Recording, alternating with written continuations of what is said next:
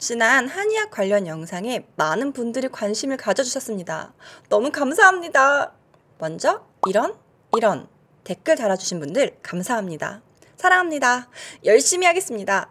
그리고 이런 댓글을 달아주신 분도 계신데요. 한번 읽어보겠습니다. 그니까 한약에 뭔 성분이 들었냐고. 약사가 낄 급은 아니죠? 그쪽도 얼른 껴요. 한낱 약사도 끼는데 님이라고 못 낄 게 뭐 있어요? 빨리요. 빨리 와서 조회수 좀 늘려줘요. 자, 그래서 오늘은 지난 영상에 달린 댓글들을 살펴보고 전부는 아니지만 일부 오해하고 계시는 부분에 대해서 자세하게 설명드리겠습니다. 먼저 리얼월드 에비던스, 실제 임상 근거입니다. 실제로 이거 먹었더니 죽었고 이거 먹었더니 병이 낫더라 하는 옛날 사람들의 민간요법 같은 것으로 치료 방법을 결정하는 것이라고 오해하시는 분들이 계십니다. 사실 민간요법, 한의학에서는 치험내라고 불리고요. 현대의학 사례에서는 사례, 케이스 레포트라고 불리우는 이 민간요법이 실제 임상 근거에 포함된다는 사실은 맞습니다. 실제 임상 근거에는 옛 문헌에 있는 임상 기록뿐만 아니라 예로부터 구전되어 온 치료요법도 그 근거로 사용하는 것들이 있죠. 하지만 이건 가장 올바르고 효과적인 치료법을 개발하기 위해 그저 참고 자료로서 이용된다는 것이지 비과학적인 내용까지 그대로 이행한다는 것은 절대 아닙니다. 대마를 예로 들자면 일반적으로 대마는 마약으로 알고 계시는데요. 물론 맞습니다. 하지만 최근에 대마가 간질 치료제로도 사용된다는 사실을 알고 계시나요? 마약으로 사용되는 부분은 이파리지만 다른 부분도 사용되고 있어요. 약으로 사용된 최초의 사망 기록은 고대 중국에서 유래했어요. 이 전통은 4700년 전 중국을 통치했던 전설상의 황제인 신종씨의 기록에서 인삼, 마왕과 함께 대마를 중요한 치료식물로 언급했고 1세기경에는 약용 대마가 구전에서 본초경에도 기록되어 있는데 이 기록을 참고하여 연구된 것이 바로 대마의 간질치료 효과입니다. 따단. 그 외에도 대마는 다양한 임상에 적용되고 있는데요. 이것이 바로 리얼월드 에비던스 사용의 신뢰라고 볼 수 있습니다. 한약 혹은 생약이라 불리우는 것들은 우리가 먹는 식품에서 오는 기원들도 많아요. 예를 들어 목 아플 때 도라지차를 먹으라고 합니다. 도라지는 한의학 혹은 본초학에서 길경이라는 이름으로 불리우고 있고요. 기관지에 좋은 효능으로 알려져 있어요. 도라지의 사포닌 성분이 인후염, 즉 목 아픈 것을 개선시킨다고 알려져 있으니까요. 댓글 중에 한의학은 무조건 비과학적이다 라고 주장하시는 분들이 계시는데 이건 과학적으로도 입증되었습니다. 한의학이 전부 비과학적이야 라고 하는 말들은 상당히 틀린 말이죠. 그리고 현대의학과 한의학을 계속 비교해 주시는 분들이 계시는데요. 이런 분들을 위해 제가 세계건강보건기구에서 게재된 논문 하나를 가져왔습니다.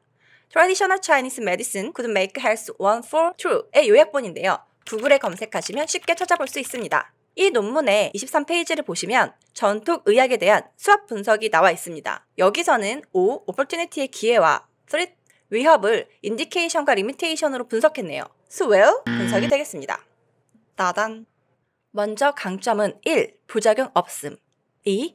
전반적인 접근법 사용. 즉, 직접 치료뿐 아니라 멘탈적인 부분이나 그 외에도 다양하고 전반적인 치료법을 사용한다는 정도로 해석하면 되겠네요. 3.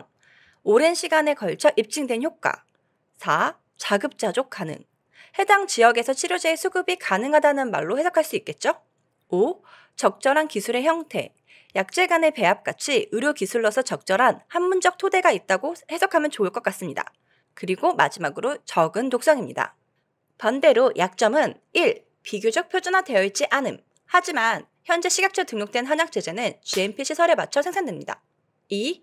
과학적 근거가 없음. 왜냐하면 3. 현대적 방법으로의 연구가 미비하기 때문이에요. 4. 환자 수에 비해 턱없이 부족한 약재 공급입니다. 그래서 어떨 때 쓰면 좋은가? 1. 만성적인 퇴행성 질환. 2. 시민성 신체적 질환. 3. 고령의 환자. 4. 통증 치료. 반면 한계는 1. 응급사항이 부적합함. 2. 진단에 거의 사용되지 않아요. 현대의학에서 병을 진단할 시 한의학을 거의 사용하지 않는다는 말인 것 같아요. 그러면서 바로 밑에 이런 해설이 나오네요. 위의 요약본은 현대에서도 전통의학이 그 나름의 가치가 있다는 내용을 포함한다. 다만 그럼에도 불구하고 이러한 가치들은 여전히 약점과 한계가 혼재되어 있다. 이러한 현상은 과학적 연구 방법을 사용하고 있는 많은 사람들을 당혹스럽게 만든다. 여러분들이 왜 그렇게 한의학과 현대의학으로 싸우는지 여기서 잘 설명해주죠. 어쩌면 이런 논쟁은 자연스러운 일일지도 모르겠네요. 하지만 앞서 말씀드린 분석에서 보듯이 분명히 약점이 있지만 부작용이 적고 독성도 적다는 등의 직관적인 장점들이 역시 분명히 존재하고 있어요. 현대의학은 당연히 훌륭하죠. 과거의 지식을 기반으로 최신에 나온 의술인데 과거의 의술보다 나쁠 리가 있겠어요?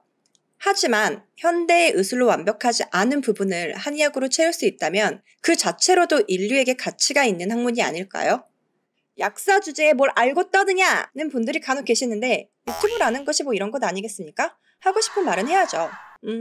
뭐 저한테 그렇게 말하고 싶으신 분들도 하고 싶은 말 하신 거라고 생각하고 저는 앞으로도 유익하고 올바른 정보를 여러분들에게 전달드리기 위해 열심히 공부하고 영상을 만들겠습니다.